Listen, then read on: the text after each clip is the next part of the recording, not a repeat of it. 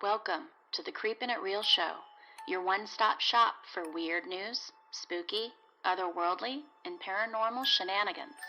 We'll take a dive into what's going on in creepy pop culture. You can follow us on Twitter at creepin_it and like us on Facebook at The Creepin' It Real Show. Do you have a paranormal story you'd like to share with us? You can email us at creepinitrealshow@gmail.com.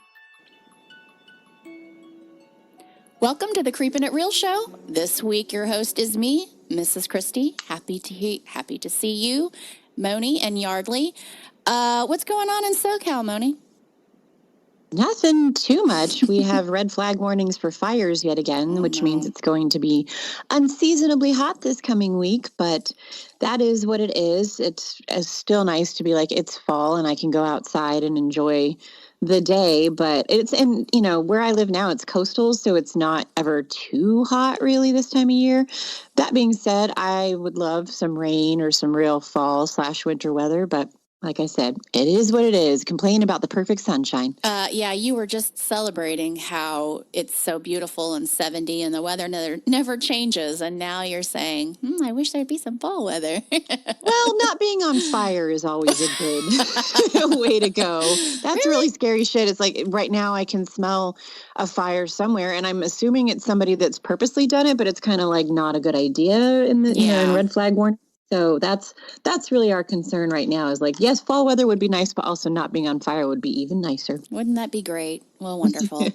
And Mr. Yardley, long time no talk. How are you doing? Yeah. Hi, Mr. Man. Stranger.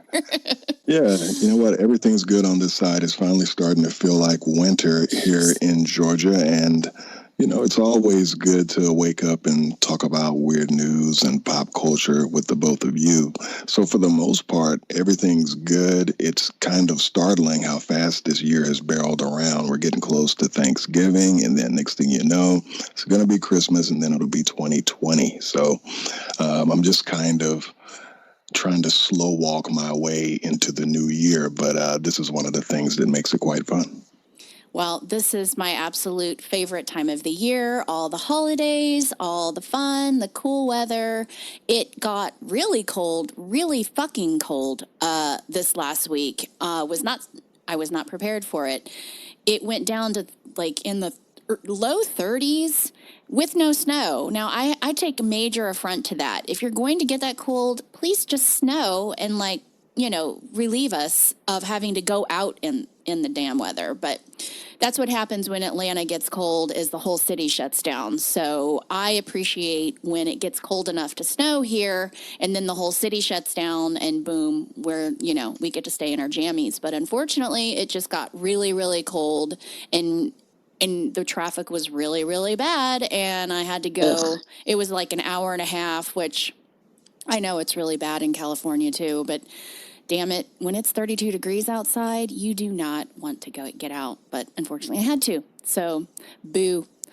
I don't even know how you do that. Like this cold weather, slightly cold weather for us, at least in the evenings, it's cooling down. And then the dark early, I just want to hibernate. Oh. Like I wouldn't go anywhere if it was actually like truly cold. I'd be like, oh, it seems cold out there. I'm just going to stay in here and fall asleep. So exactly. And it's like that. It affects me.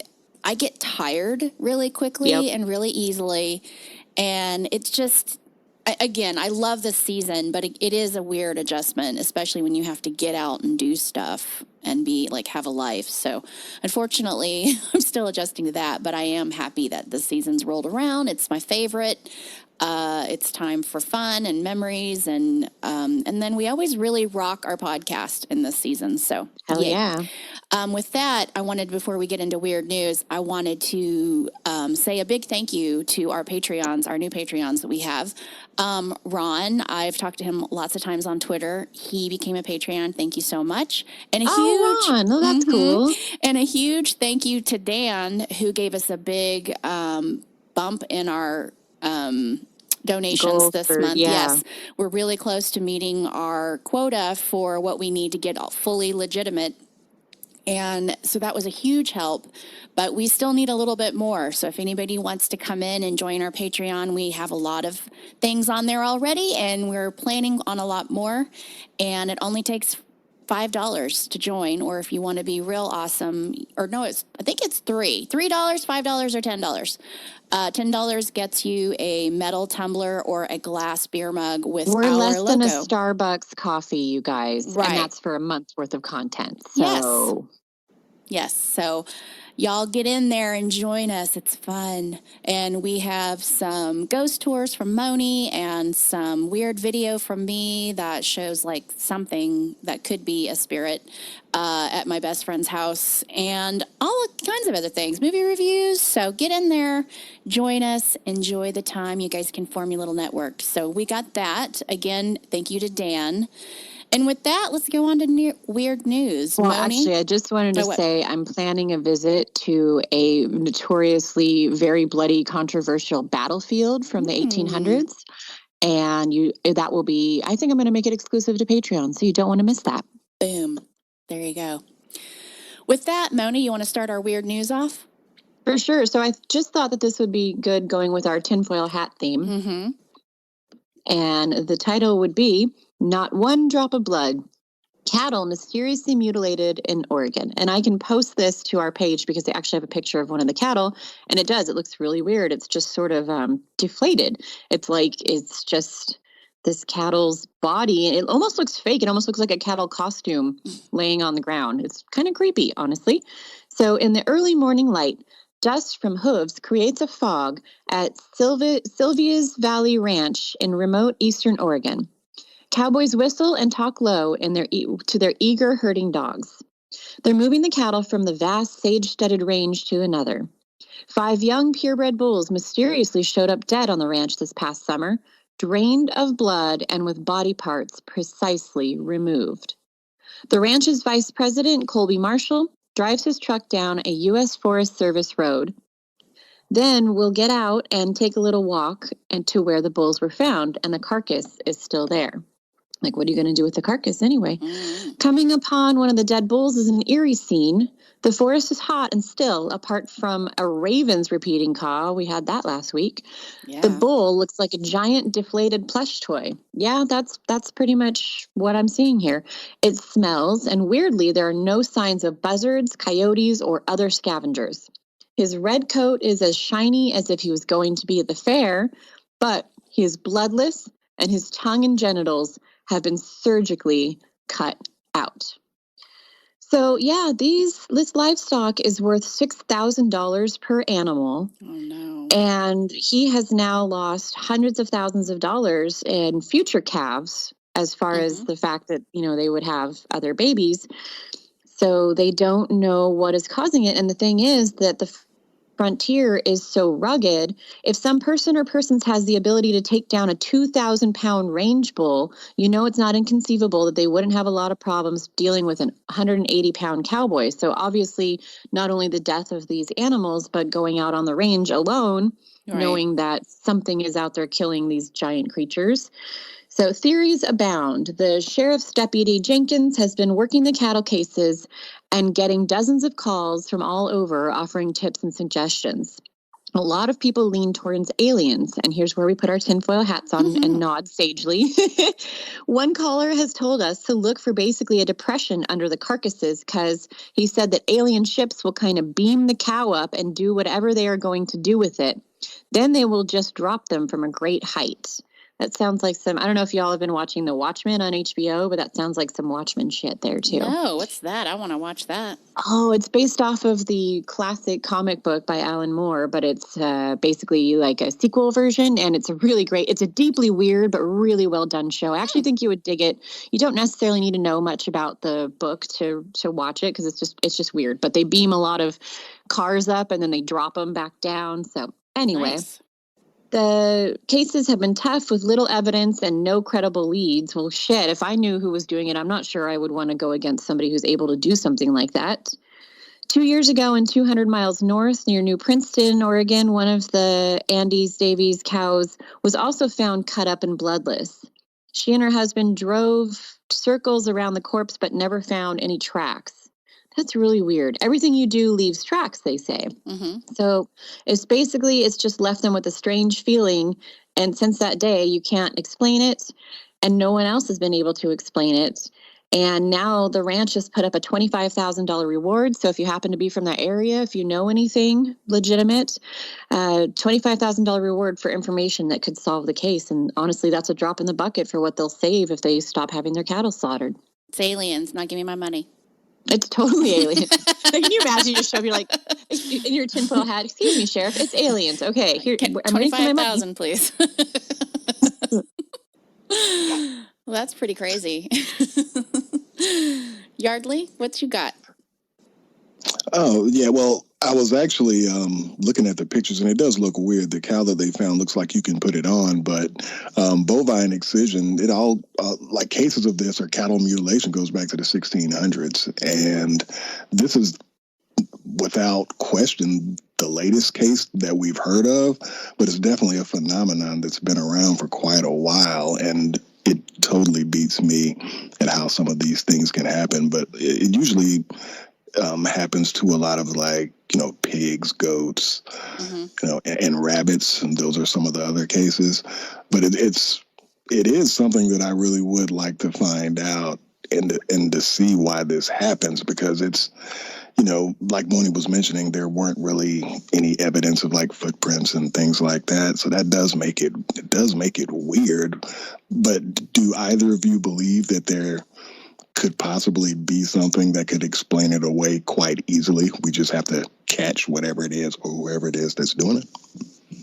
I am no cattle expert or anything, so I am at a loss as to think of how you slaughter something that size without any blood.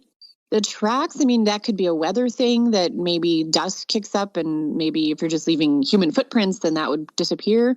There's some ways to explain circumstances in the case, but I have no clue how you take down an animal like that. And if you're stabbing it, it's going to drop blood onto the dirt, and there's no way to really remove all that. So it's baffling.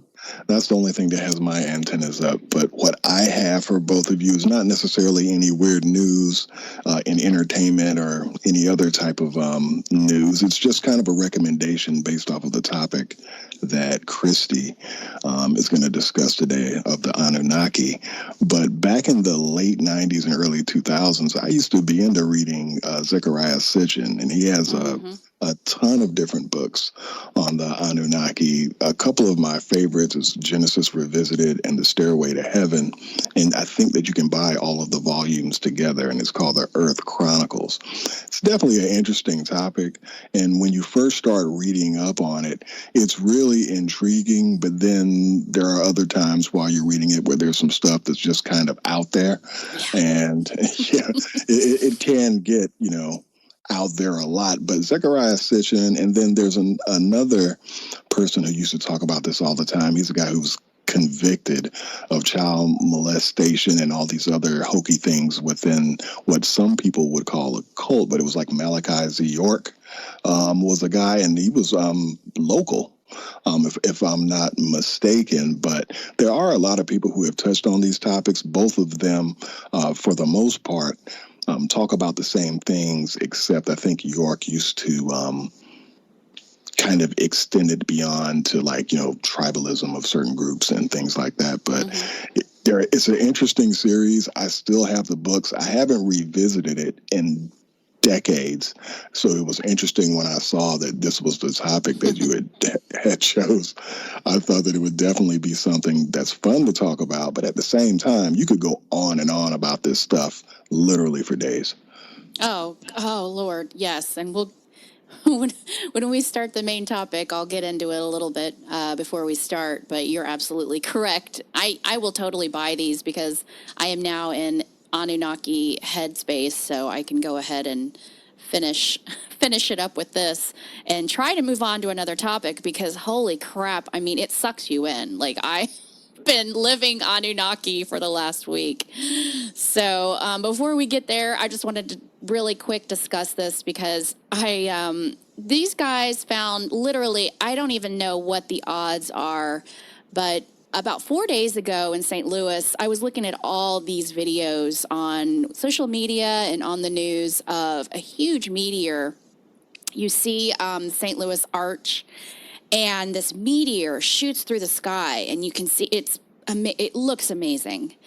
And I was just captivated. And then you had everybody's Ring cameras picked it up and they were posting those. And then other people caught it on like dash cams.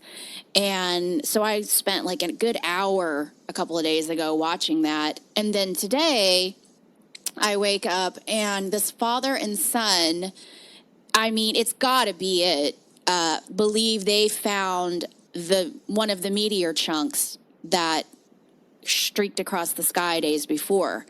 And it's pretty big. It's a little bit bigger than your hand, and it definitely looks like a meteor. And they found it walking by a creek. And I just think that the odds of finding that, especially just days after the meteor, is amazing. And they could be in for some serious cash because from what I've read in the past, meteors go for some serious change. So I think they're sending it off to a lab to find out for sure, but they might have come upon I always think about when I see meteors or when you talk about meteor showers, those meteors are pretty big size when they hit our atmosphere and then they burn off and disappear. The ones that actually make it through and are still a pretty good size, like I wonder how big they were before they hit our atmosphere, and so this one must have been pretty big, and I'd be interested to find out how big it was before it burned off and became... I just watched this. I was on mute watching it right now because there's like ads popping up, and I was ready to be, without seeing it, be like, oh, it's a drone, because that show that we've been watching, the Paranormal Caught on Camera, right. A lot of the formation stuff that you're seeing is probably, drone activity. And so I was like, oh, I'm sure that's what this is going to be. But the way that it flashed bright, no, that's a freaking meteor or something. Yeah. That's super cool. And, again, you'd like the Watchmen show. They have meteor stuff going on there as well. Sounds right up my alley. But so people pay money for pieces of meteor? Yeah. Well, for the study like science does, or what's the purpose? Not necessarily. There's a lot of people that collect them that have serious cash. And they go for hundreds of thousands of dollars. Wow. Yeah. So I'm going to go outside and catch me a meteor. No shit. But it's very difficult to find them. And there's different kinds. If you look up like meteor sites, you can look up and know what to look for. Mm-hmm. And depending on the certain type of material, depends on, of course, how much they go for. And this one might go for a pretty good amount. So I think they just hit his kids going to college. I'm telling you that right now. I went to college on a meteor. That's a pretty cool story. Pretty amazing. I mean, what are the freaking odds? The Earth is a really big place. So finding that thing is pretty good luck. So I was really thrilled for them, and I'm going to follow it and find out what they find out and how much, if they decide to sell it, it goes for, and what exactly type of material they can find out where it came from, which I find absolutely fascinating. Alien material. It's alien. It really is alien. We haven't discovered yet. Yeah. It could be from Nibiru. I'm just kidding. So here's the deal, y'all. We're going to talk about the Anunnaki, like Yardley said. And first, we're going to discuss the actual history of the Anunnaki, who they were in the Sumerian history. And basically, they were gods. For the Sumerians and for others, but mainly the Sumerians started it all, really. Sumerians in themselves are pretty mysterious. They did a lot of things for us as far as inventions, but we don't quite know exactly where they came from or who they really were in the first place.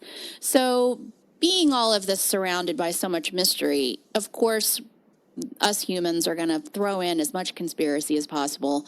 And what we tackle today is not even a drop in the bucket of how deep the rabbit hole goes for this, as Yardley just discussed. Tell me how before. Deep your rabbit hole is, girl. It is really, I mean, my brain was like, I had to really, really figure out and sift through what I was going to put on here and what I was just going to leave the listeners to go and find for themselves, or maybe we can do some crazy part 2 at some point, but it's fast. There's a lot. And so you guys are going to have to bear with us when we get into the crazies. But first, I want to talk about our sources: Wiki, History Channel, NASA, Anunnaki.org was where the rabbit hole really started to go. I did find some interesting conversations on Reddit that we'll discuss at the end, and a lot of references on YouTube videos and everything. So I didn't want to list them all, but there's a lot out there. Basically, I want to just kind of go over what the Anunnaki are as far as for mythological areas. The Anunnaki are a group of deities who appear in the mythological traditions of the ancient Sumerians. I'm going to totally butcher these words, I apologize. Akkadians, Assyrians, and Babylonians. Descriptions of how many Anunnaki there were and what role they fulfilled are inconsistent and often contradictory. In the earliest Sumerian writings about them, which come from the post-Akkadian period, which I don't even know what that means, the Anunnaki are the most powerful deities in the pantheon, descendants of An and Kai, the god of the heavens and the goddess of earth, and their primary function was to decree the fates of humanity. So they were basically the spawn of the mother and the father god up in heaven who were sent down to earth to basically regulate everybody. In Inanna's descent into the netherworld, the Anunnaki are portrayed as 7 judges who sit before the throne of Erigashal in the underworld. So Inanna's descent into the netherworld is a clay tablet story.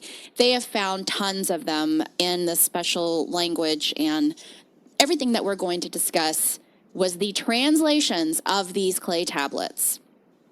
So we have to kind of give that a grain of salt there. In the ascent into the netherworld, Inanna, Ashtar's most famous myth, is the story of her descent and return from Kur, the ancient Sumerian underworld, a myth in which she attempts to conquer the domain of her older sister, Ereshkigal, the queen of the underworld, but is instead deemed guilty of hubris by the 7 judges of the underworld, the Anunnaki, and struck dead. 3 days later, the Nishabur pleads with all the gods to bring Inanna back, but all of them refuse her except Enki, who sends 2 sexless beings to rescue her. They escort Inanna, however you say her name, out of the underworld, but the Gala, the guardians in the underworld, drag her husband, Dumazid, that's an unfortunate name, down to the underworld as her replacement. Dumazid is eventually permitted to return to heaven for half the year, while her sister, Geshtiana, remains in the underworld for the other half, resulting in the cycle of the seasons.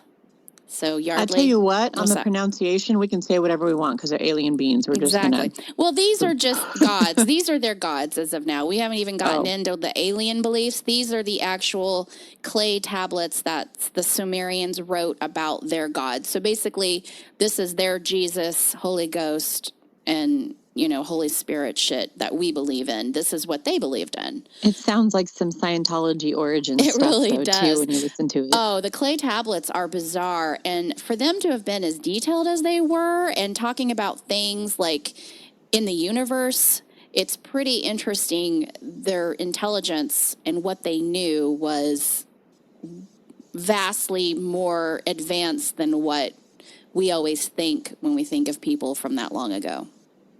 Very cool. All right, well, let's talk a little bit about who the Sumerians were. So the exact origins of the Sumerians are unknown. They entered Mesopotamia around 4000 BC. The original homeland of the Sumerians is also unknown. It is believed that they came from the east, but whether by sea or from the highlands is unknown.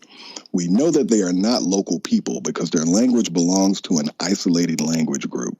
The Sumerians appear on the archaeological record beginning around 4500 BCE. Located in present-day Iraq, the region, aka Mesopotamia, has long been referred to as the cradle of civilization. Sumer was a handful of city-states initially ruled by priests, each organized around a city and temple now called a ziggurat. The ziggurats dedicated to Anunnaki worship were layered pyramids with flat tops. These communities were considered to be servant-slave populations dedicated to serving the temple gods, the Anunnaki. Over time, priesthood rulership gave way to kings. The Sumerians were skilled trade merchants and acquired lapis lazuli from Afghanistan, cedar from Lebanon, and gold from the Indus Valley. Their agrarian culture gave us the plow as well as time. So the origins of the 60-second minute and 60-minute hour can be traced all the way back to ancient Mesopotamia. In the same way that modern mathematics is a decimal system based on the number 10, the Sumerians mainly used a sexagesimal structure that was based around groupings of 60.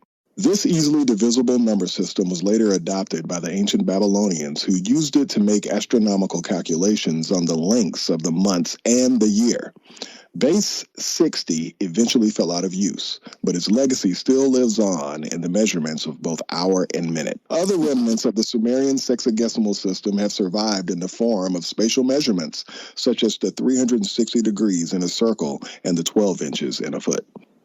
Sumerian culture was lost to history until the 19th century. After Mesopotamia was occupied by the Amorites and Babylonians in the early 2nd millennium BC, Sumerians gradually lost their cultural identity and ceased to exist as a political force.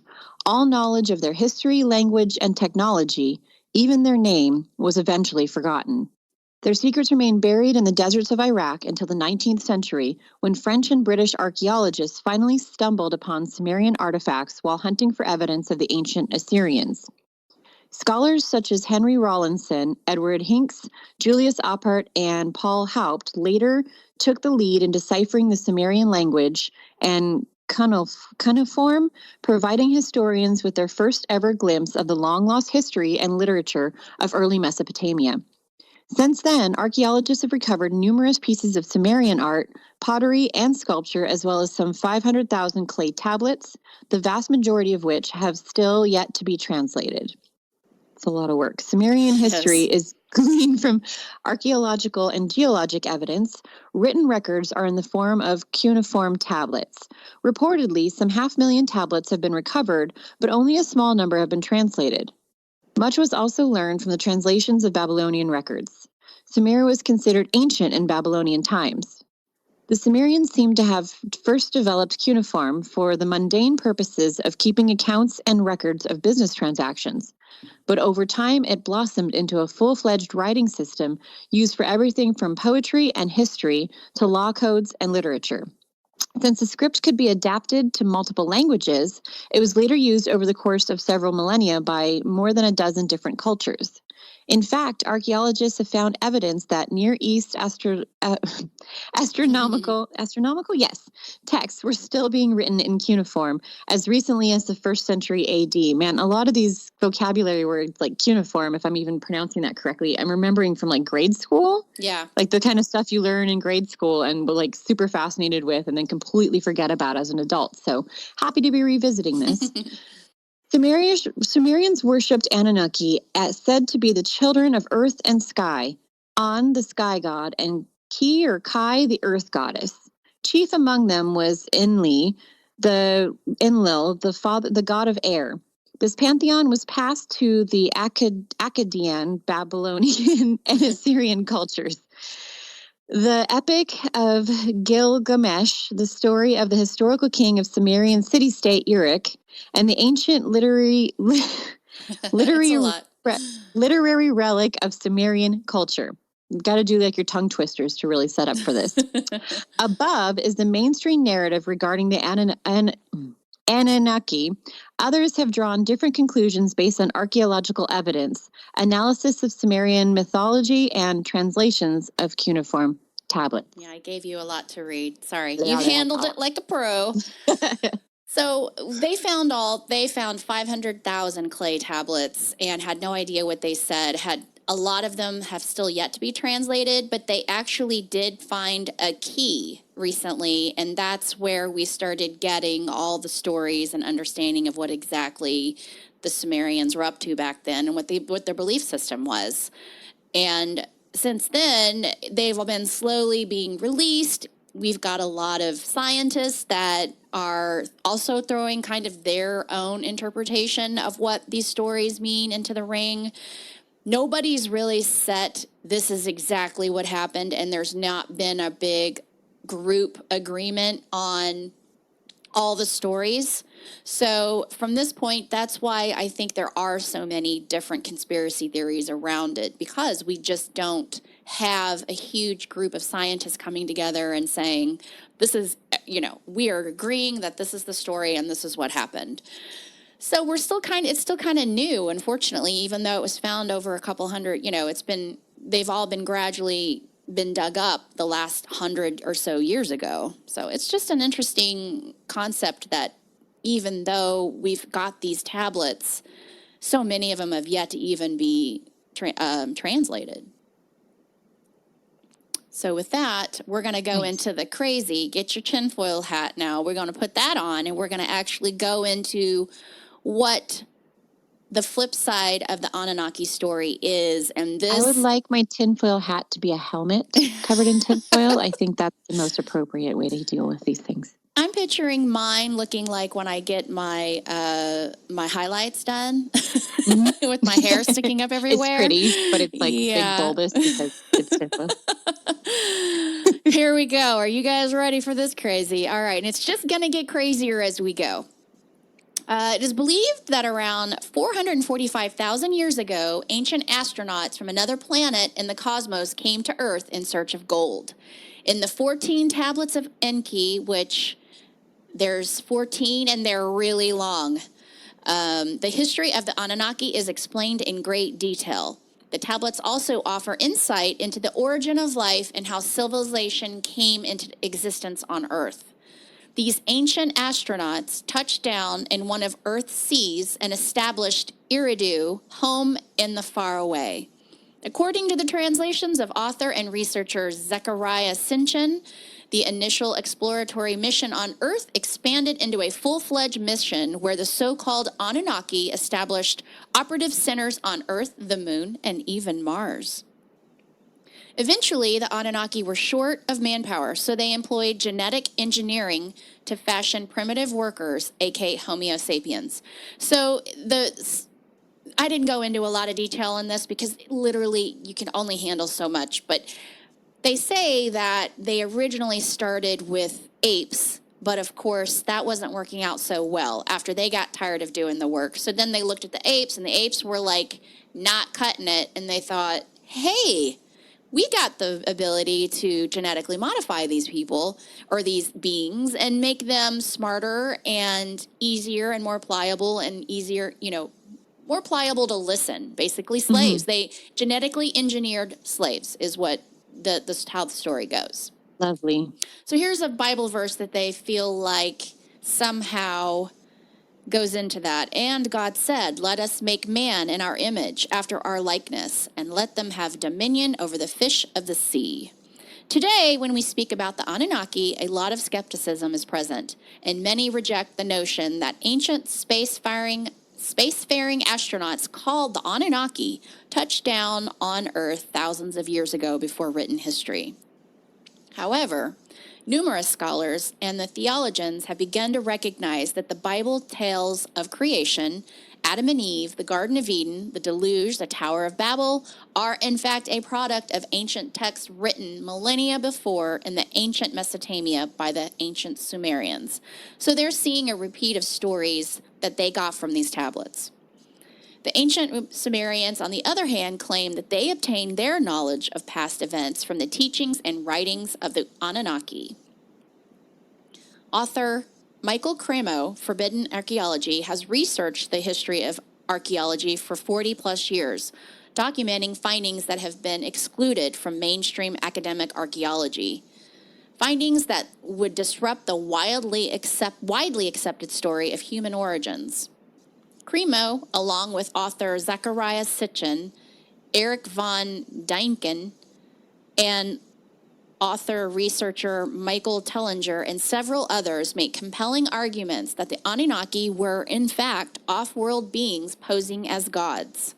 This theory also asserts that these sky gods genetically engineered the human race, a slave species, for which may account for weak links in the evolutionary story. These theories gave birth to the ancient astronaut hypothesis, asserting that off-world beings have been posing as gods to influence human affairs for millennia, which also, this is exactly where the Stargate story came from, except they're using it in another dimension instead of here on Earth. So what kind of interference do they suggest has occurred? Like, what kind of things have they altered? What do you mean? Like, as far as our genetics? Interference in human, where did it just say that? Interference in human lives? Is that just genetics, or is that also human race? Like, have they actually gotten into our history? So they're saying that they created us. Okay. And that our DNA, we are made from partly their DNA. Mm-hmm. And okay, I was just curious if they had also then gone on, and maybe I'm jumping the gun, to say that they've also altered the course of our history, like events. Well, they're also saying these people are responsible for most of our technology. And if you really want to get into the rabbit hole, which I don't think I addressed on here, they believe that they're still involving themselves in our technology and have also kept us from catastrophes worldwide and That's what I'm other curious. things. Okay. Yes. It just Gotcha. depends. Yeah, I don't know if I added all of it. It's a lot. You're going to read 2 comments from people that just is a drop in the bucket of conversations back and forth from believers that truly do believe that the Anunnaki are our God, are our creators. And you will see and we're not talking about just a couple of people. There are like organizations involved in this that truly believe this, and some of them are scientists. So Nice. you want to really get crazy, you can get some really you can get really interesting conversations online and get even more mind blown. Like, wow. That's okay. cool. So Yardley, you want to take it? Many believe that the Anunnaki extracted massive amounts of gold using human labor. This is derived from multiple discoveries of ancient mining tunnels in South Africa, as well as relics and links to the Sumerians. No one knows why they wanted gold. No one knows how much was taken, said Tellinger. He added that the Anunnaki introduced the concepts of money, finance, and debt to human societies. A theory that these beings originated from Nibiru, aka Planet X, has been added to alternate Anunnaki narratives, as well as the likelihood of the off-world gods bringing advanced technologies that account for sophisticated megastructures such as the pyramids or Stonehenge. Out-of-place artifacts and tool discoveries contribute to these premises. The Sumerians are also known for sophisticated astronomical and mathematical knowledge, speculated to have passed from the Anunnaki.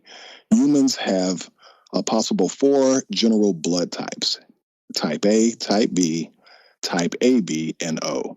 This classification is derived, according to scientists, from proteins which are found on the surface of cells, which are designed to fight off bacteria and viruses in the human body. The vast majority of human beings on this planet have these proteins, which means they are Rh positive, but a minor group, the Rh negative, lacks these proteins. So how is this crucial difference explained scientifically, and why does it even exist? Throughout the years, several scientific studies have searched for this answer. Now, scientists believe they have found out a fascinating thing in regards to Rh positive and negative. According to the scientific theory, in the distant past, extraterrestrial beings visited the Earth and created, through genetic manipulation, the Rh negative, which is an intention of creating a race of slaves. The Basque people of Spain and France have the highest percentage of Rh negative blood. About 30% have RR, Rh negative, and are about 60% carry one R negative gene. But aliens, come on, according to investigators, this would explain why Rh negative mothers do not tolerate fetuses with the Rh positive blood.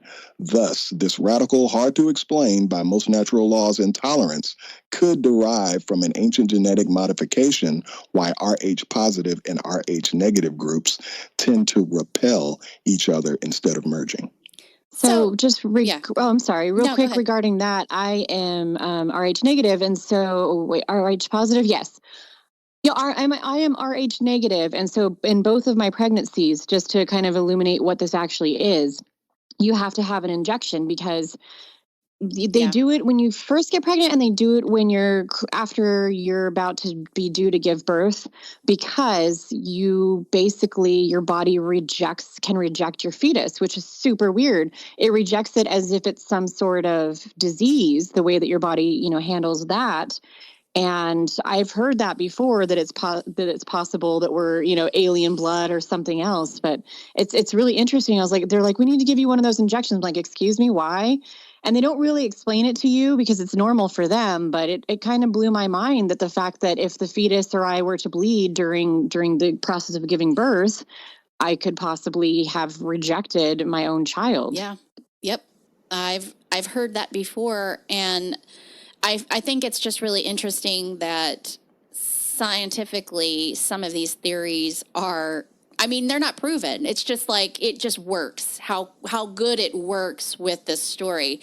And we've also heard, how many times have we heard of Planet X lately, as NASA has deemed that it's possible that there is another planet called Planet X in our solar system that is also rotating around the sun, but it's doing it in a different totally different system than the other planets, and it goes further out, so we never see it. But I think it takes an insane amount. I think it takes like 1,000 days to rotate around the sun or something. But they're finding this out, and I think we'll discuss it later down. But we've all been hearing Planet X a lot, and we've also been hearing all these doomsday theories around Planet X that were supposed to happen. The end of the world was supposed to happen like since 2012. I think doomsday people have said all the way up until just this September 23rd. It's something with the 23rd that doomsday was going to happen. So just interesting how they're taking a lot of these scientific discoveries and working them into the Anunnaki story, or they somehow fit the Anunnaki story without even having to try to make them fit. So I think that's a pretty interesting way of justifying the story of the Anunnaki. For sure. And I'm an alien, so there's that. There you are. Congratulations. Thanks. Don't mess with me now. DNA evidence of the gods. According to researchers from Kazakhstan, our hypothesis is that a more advanced extraterrestrial civilization was engaged in creating new life and planting it on various planets. Earth is just one of them. The researchers indicate that what we see in our DNA is a program consisting of two versions, a giant structured code and a simple or a basic code. The team believes for a fact that the first part of our DNA code was not written on Earth, and according to them, this is verifiable. Secondly, and most importantly, genes alone are not enough to explain the evolution or abrupt evolution process, and there must be something more in the quote-unquote game. According to a researcher, Makokov, sooner or later, we have to accept the fact that all life on Earth carries the genetic code of our extraterrestrial cousins, and that evolution is not what we think it is. The implications of these scientific findings reinforce claims by other individuals and observers that claim to have had contact with aliens that look like humans, such as myself. Human-like aliens could have provided some of the genetic material necessary for human evolution. And now we get into Anunnaki returns. According to certain researchers and authors, the Anunnaki are due to return to the Earth in order to, quote, fix what they had done wrong. Well, there's a lot to fix here. Oh, shit. Anytime. In order to accelerate a spiritual awakening and the evolution of human consciousness. The Anunnaki could be returning to Earth, according to a recent interview with Stan Dio, who said NASA and Pentagon believe that Anunnaki will return with the arrival of planet Nibiru. Planet Nibiru is Planet X, same thing, they interchange as far as what these people believe. The Sumerian king list is perhaps one of the most important ancient texts that perfectly describes a time in history where literally gods ruled for thousands of years. After the kingship descended from heaven, the kingship was in Eridu. In Eridu, Illumium became king. He ruled for 28,800 years. And Alajar ruled for 36,000 years. Two kings, they ruled for 64,800 years. That's a long ruling. One of the most interesting details about the Sumerian kings list is the fact that the earliest list describes 8 kings who ruled over Earth for a total of 241,200 years. Since the original kingship had descended from heaven, all the way to the time of the Great Flood, which swept over the land, and once more, the kingship was lowered from heaven after the flood. So basically, they're now working in the flood. Noah's flood into the whole equation. I like that this takes women off the hook for the Adam and Eve thing, Right. as far as us being the ones Aliens. that fucked up our chances to live in the Garden of Eden. Yes. You know, we've long been, and that's kind of the hypothesis for why things are gender inequality and all that kind of stuff is that, you know, because Eve had to talk Adam into eating the apple. But if we're descended from aliens, where's your God now? Exactly. Patriarchy. So. Exactly. So now we're going to talk a little bit about the hypothetical Planet X. This comes from Caltech researchers. They found mathematical evidence suggesting there may be a Planet X deep in the solar system. This hypothetical Neptune-sized planet orbits our sun in a highly elongated orbit far beyond Pluto. The object, which the researchers have nicknamed Planet 9, could have a mass of about 10 times that of Earth and orbit about 20 times farther from the sun on average than Neptune. It may take between 10,000 and 20,000 years, so I was way off with my 1,000, to make one full orbit around the sun. The announcement does not mean there is a new planet in our solar system. The existence of this distant world is only theoretical at this point, and no direct observation of the object nicknamed Planet 9 have been made. The mathematical prediction of a planet could explain the unique orbits of some smaller objects in the Kuiper Belt, a distant region of icy debris that extends far beyond the orbit of Neptune.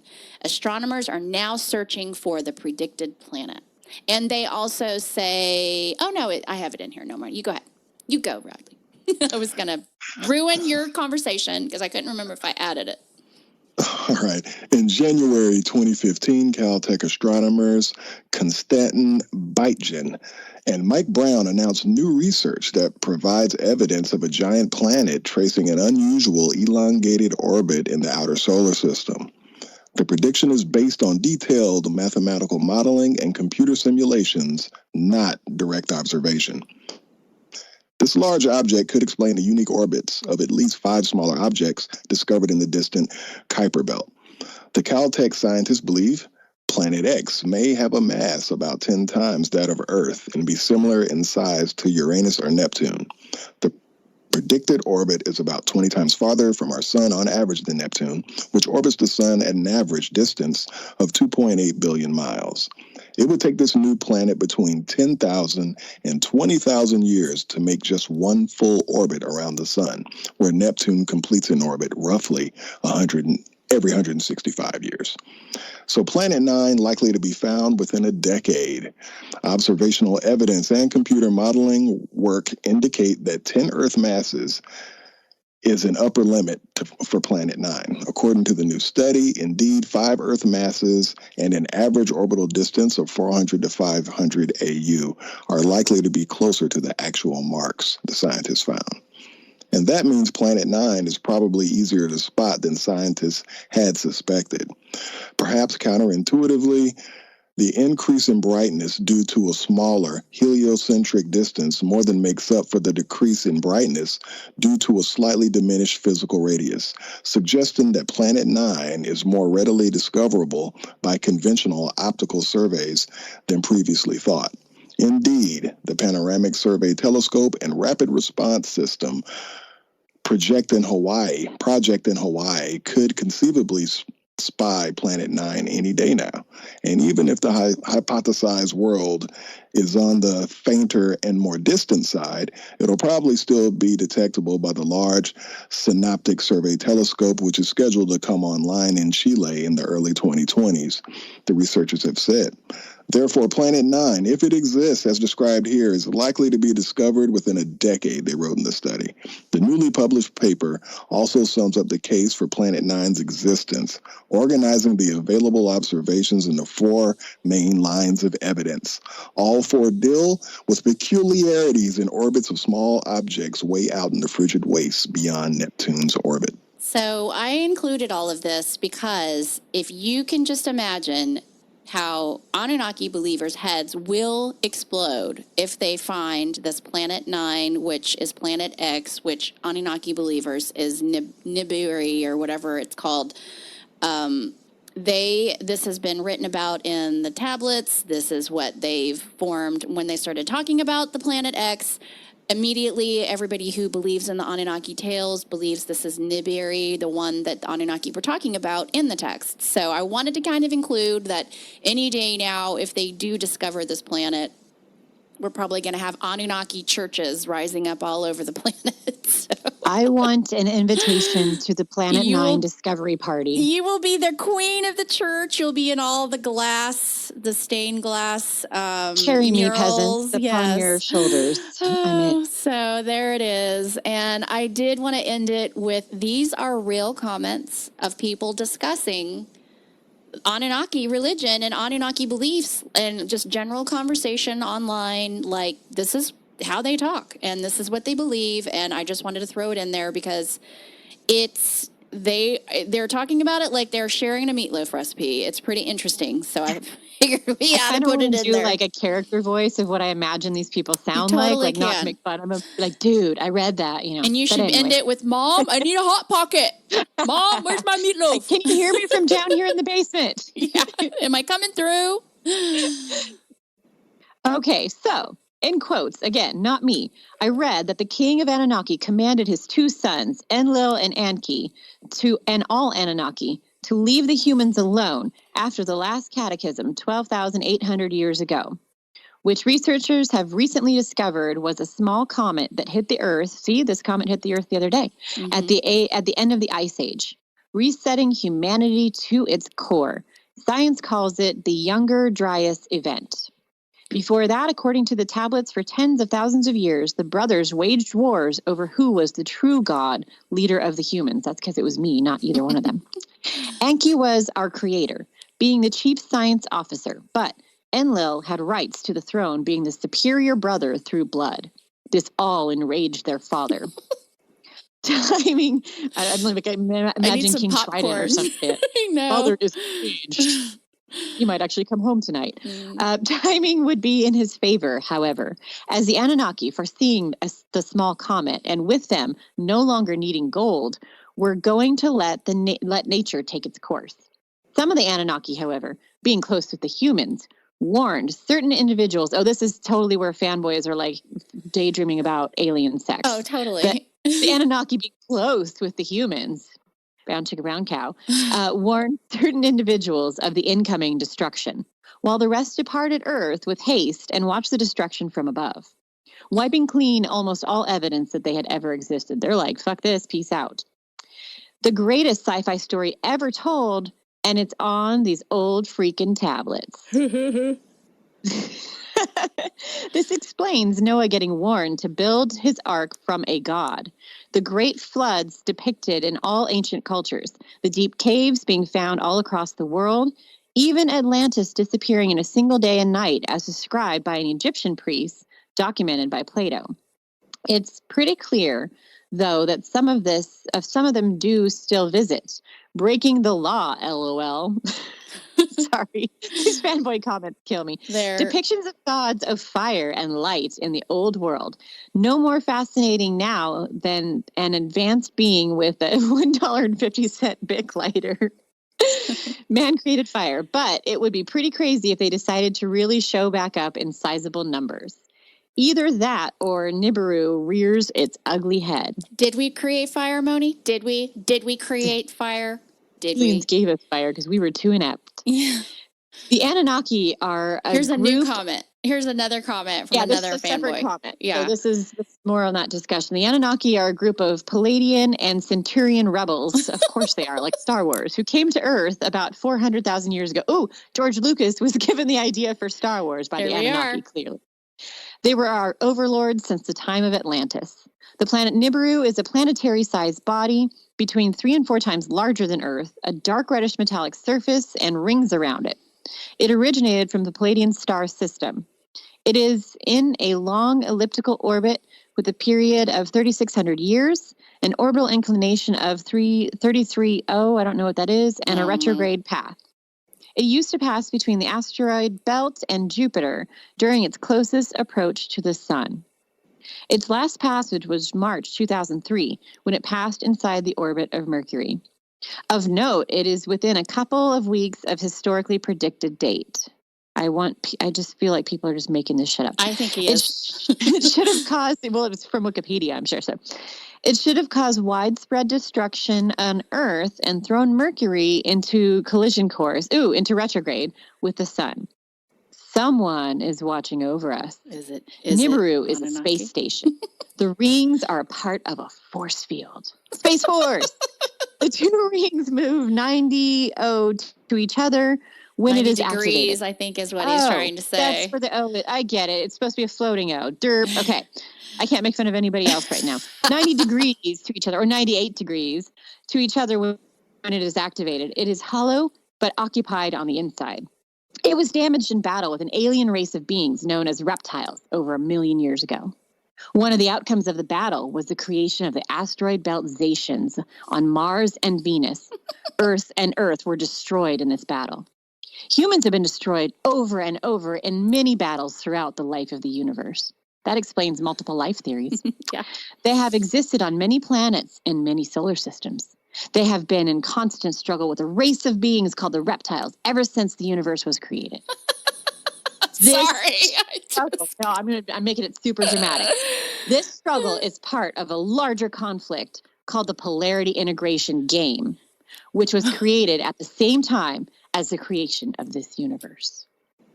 The Nibiru space station was created to mediate the conflict in this area of the galaxy associated with the game.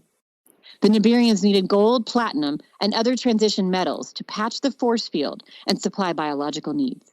Gold and platinum metals were converted to exotic matter, or ORME, O-R-M-E, by the way, a substance which is used to warp space, time, and travel among the stars. Which, by the way, I had to cut. That was only half of what this guy was saying. I had to finally cut it out. I could have gone on for a day with that shit. It gets deep, y'all, and I was getting some pretty good belly chuckles on it, but yeah, you guys are more than welcome You didn't even get to the part where the aliens mated with the humans, and of course the aliens were hella hot. I'm sure there's some sort of alien porn that was on the next page that I missed, and I apologize. Next time we'll include it. Hey, that would be an interesting episode, alien porn.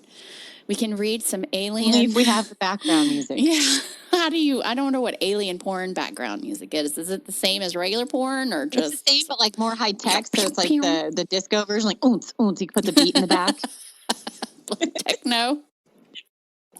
So with that, y'all, this is Anunnaki, and goes pretty far down the hole of rabbits and gophers, and add some like pod people and some like earthworms in there, because it really goes down. Judging by the list that I've been making in the last couple of weeks of show ideas, 2020, you're going to need one of those Costco size foil dispensers, because I have found some really interesting conspiracy conversations to talk about, and I'm making a list. I'm checking it twice, and expect more of some crazy shit coming in the next year. So that's where we're at. And this is a good start. And we're losing Christy, y'all. Y'all might need to put me in a padded room by the end of 2020. I'm telling you. But it's interesting. And it's interesting that so many people believe it. And it's interesting how easily it falls into our stories of creations that everybody else believes. So, let them have the game and their reptilian races and the gods making us slaves digging for gold. I don't see any harm in it at this point. We'll see how far it goes, though. I love it. I know. Yeah, I mean, I don't think I could have said it better. If anything, a lot of this stuff is really entertaining. I think the genius of it, as you had mentioned, Christy, is just the fact that they have intertwined all of this stuff into different things that people believe. And sometimes, I mean, once you start reading it, you're like, huh, Yeah. that's interesting. And then another time, you're like, I don't know you about lost that. me there. Yeah, but it keeps bringing you back in. And there's everything and every name that we have said on this podcast, there is a book about them. Zecharia Sitchin has a ton of books. It's not just the Earth Chronicles. He has tons of books going back for a long time. So it's definitely something that can suck you in. And I would recommend, if you're interested in the topic, just to read them or just to give them a shot. It's definitely something that will draw you in. And I think, as we have mentioned earlier, it's definitely a rabbit hole because there's so much material. If you get online and you just type that in, you're going to get sucked into a black hole of a lot of stuff. So, interest-wise, if you're curious about it, I would definitely recommend Zecharia Sitchin as a place to start. And I think the first book that you probably would want to get is the Wars of Gods and Men, because that's a good jump off to the series. I'll definitely get it. Also, there's an episode on Ancient Aliens about the Anunnaki, which I thought was pretty interesting. It's basically everything we covered here, but with George and his big hair and, the main guy on Ancient Aliens who's like, it's aliens. The meme that's been all over the world, and a couple of other scientists chiming in about what they believe, and just some of how, of course, it ties into some of, ancient art and ancient scripture and everything. So another interesting version. There's a lot of YouTube videos on there as well. So by all means, you can also get on YouTube and just type in Anunnaki, and you'll be pleasantly pleased with all the material you'll get as well. So books, Reddit articles, videos, TV shows, it's out there. You can't ignore it. Especially if you just type in Anunnaki, you'll get bombarded with shit. So what do you think, Moni? I think you're more susceptible than anybody to believe this now that you're a part of the Clearly, story. Yes. I feel a huge rabbit hole coming to suck me in. So I think I'll have to check some of this out because, like I said, I haven't actually come to buy too much of this, but clearly I've been behind on my conspiracy theory TV shows and books. Moni's next podcast is going to be, we're going to discuss how all of you mine for gold on my behalf. Yeah, I was going to say for me. Yes, for in my me. name. So that is the Anunnaki. We would love it if you guys followed our podcast, gave us a nice review and a nice rating, because we always love getting positive feedback, and who doesn't? And subscribe as well, whatever podcast platform that you listen through. Feel free to shoot us a message, thoughts, feelings about the Anunnaki. Are you Anunnaki? Do you believe in the Anunnaki? We'd love to hear from you. Next week, Yardley, what do you got? Next week, I am going to do a review of 2010's horror film, Don't Be Afraid of the Dark. This is a film that was written by Guillermo del Toro and Matthew Robbins, and it was directed by comic book artist Troy Nixey. So essentially, it's a remake of an ABC made-for-television horror film that was made back in 1973.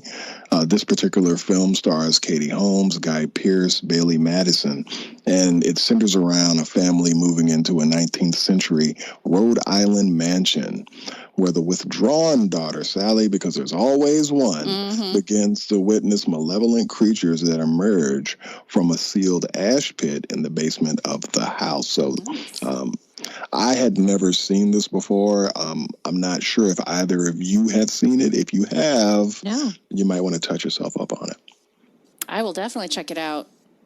Yeah, for sure. Yeah. But it seems pretty fun. I mean, Roger Ebert gave it like a 4 out of 5. I was just kind of, looking around. I mean, the threshold for the ratings go a little bit above what we set our marker. If you're doing it out of 5 and you've got a 3 or more, hey, that's a win. So it seems like it's a little bit above average. And I'm kind of excited because I don't think that I've seen much from Katie Holmes lately. And this movie came out in 2010, and it kind of reminded me of who she was as an actress when I was looking through the queue.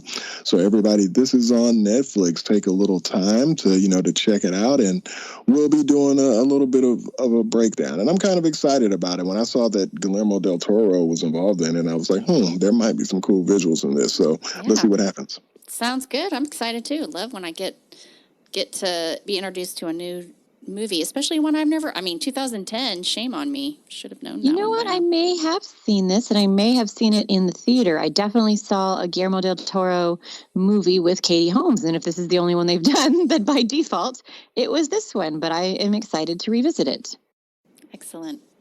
Well, with that, Moni, do you want to give us your creds? Yeah, I am Moni Bear, MoniBarre, across the board. Yardley? You can reach me on Twitter at militant_marker. I am Creepin' It Christy on Instagram and Creepin_it on Twitter. Again, you guys, get out there, contact us, say hello, tell us what you think about the show. What kind of shows do you want to hear us talk about? What themes, conversations, whatever. Let us know. We always love hearing feedback and hearing about your requests. So with that, I want to thank my co-hosts. I'm looking forward to closing out this year strong and then opening up 2020 even bigger. So with that, you guys, thank you so much for listening. We appreciate all your support, and we hope you creep it real. There's something here I can't define. I bet it's all just in my mind. I sense there's nothing left to find. Where do I look? Lord knows I've tried. I paid my